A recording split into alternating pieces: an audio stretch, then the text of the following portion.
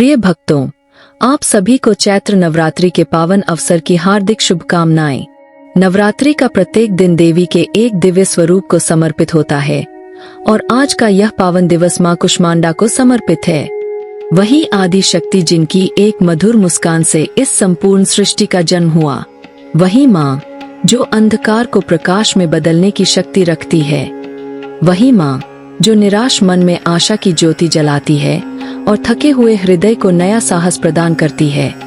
भक्तों, कहा जाता है कि जब इस ब्रह्मांड में कुछ भी नहीं था, ना सूर्य, ना चंद्रमा, ना तारे, चारों ओर केवल गहन अंधकार था, तब मां कुष्मांडा ने अपनी एक दिव्य मुस्कान से उस अंधकार को प्रकाश में बदल दिया।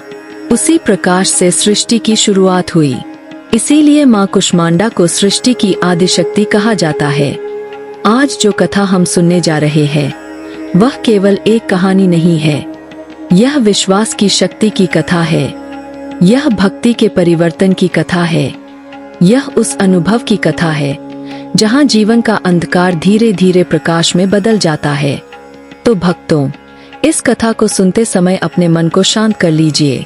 अपनी चिंताओं को कुछ समय के लिए मां के चरणों में अर्पित कर दीजिए और पूरी श्रद्धा के साथ इस कथा को अंत तक अवश्य सुनिए, क्योंकि जब कथा पूर्ण होती है तभी उसका फल भी पूर्ण रूप से प्राप्त होता है। बहुत समय पहले की बात है। एक छोटे से गांव में रमा नाम की एक स्त्री रहती थी। उसका जीवन देखने में बहुत साधारण था, लेकिन उसके मन के भीतर एक गहरी पीड़ा छिपी हुई थी।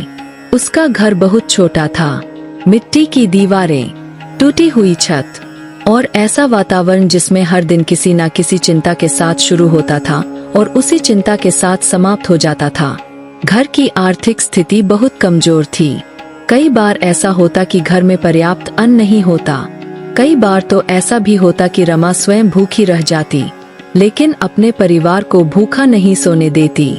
उसके चेहरे पर कभी शिकायत नहीं होती, परंतु उसके भीतर का संघर्ष धीरे धीरे बढ़ता जा रहा था। दिन भर काम करने के बाद जब रात होती और परिवार के सभी लोग सो जाते, तब रमा चुपचाप अपने आंगन में बैठ जाती और आकाश की ओर देखने लगती। उसकी आंखों में आंसू होते और उसके मन में केवल एक प्रश्न उठता, क्या मेरा जीवन हमेशा ऐसा ही रहेगा? कभी कभी वह धीरे से प्रार्थना भी करती, लेकिन फिर उसके मन में एक विचार आता, शायद मेरी आवाज कोई सुन ही नहीं रहा। धीरे धीरे उसके भीतर एक खालीपन बढ़ने लगा, मानो जीवन में कोई दिशा ही नहीं बची हो। समय बीतता गया, लेकिन परिस्थितियां बदलने के बजाय और कठिन होती गईं। एक दिन ऐसा भी आया जब घर में कुछ भी खाने के लिए नहीं था। उस दिन रमा पूरे दिन चुप रही। उसने किसी से कुछ नहीं कहा, लेकिन उसके भीतर जैसे सब कुछ टूट चुका था। संध्या का समय था, सूर्य धीरे धीरे अस्त हो रहा था और उसके साथ ही आकाश में अंधकार फैल रहा था। रमा अपने घर के बाहर बैठी थी। उसके सामने फैलता हुआ अंधकार उसके मन के अंधकार जैसा ही प्रतीत हो रहा था। उसने धीरे से अपनी आंखें बंद की और एक गहरी सांस ली। उसे लगा जैसे अब जीवन में कुछ भी शेष नहीं बचा। लेकिन भक्तों, अक्सर यही वह क्षण होता है जब अंधकार सबसे अधिक गहरा होता है और उसी के बाद कहीं ना कहीं से प्रकाश जन्म लेता है। रात धीरे धीरे गहराने लगी, चारों ओर सन्नाटा छा गया और उसी समय अचानक उसके दरवाजे पर हल्की सी आहट हुई। पहले तो उसने ध्यान नहीं दिया, लेकिन आवाज फिर से आई। रमा धीरे धीरे उठी और दरवाजा खोला। दरवाजे के बाहर एक वृद्ध स्त्री खड़ी थी। उनके चेहरे पर अद्भुत शांति थी। उनकी आंखों में करुणा और गहराई थी। रमा कुछ क्षणों तक उन्हें देखती रही, फिर धीरे से बोली, माँ जी, इस समय? वृद्धा ने मुस्कुराकर कहा, बेटी, क्या मुझे थोड़ी देर के लिए अंदर आने दोगी?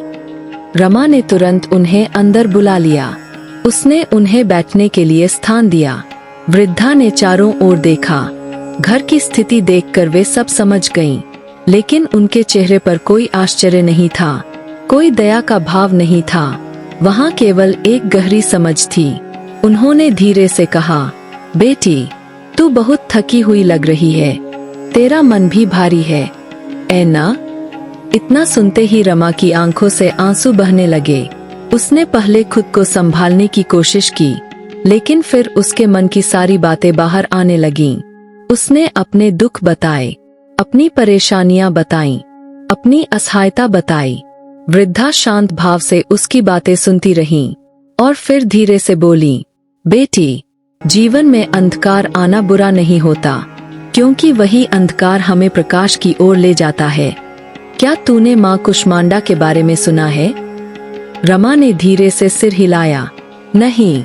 वृद्धा मुस्कुराई और बोली, जब इस सृष्टि में कुछ भी नहीं था, केवल अंधकार था, तब माँ ने अपनी एक छोटी सी मुस्कान से पूरे ब्रह्मांड की रचना की।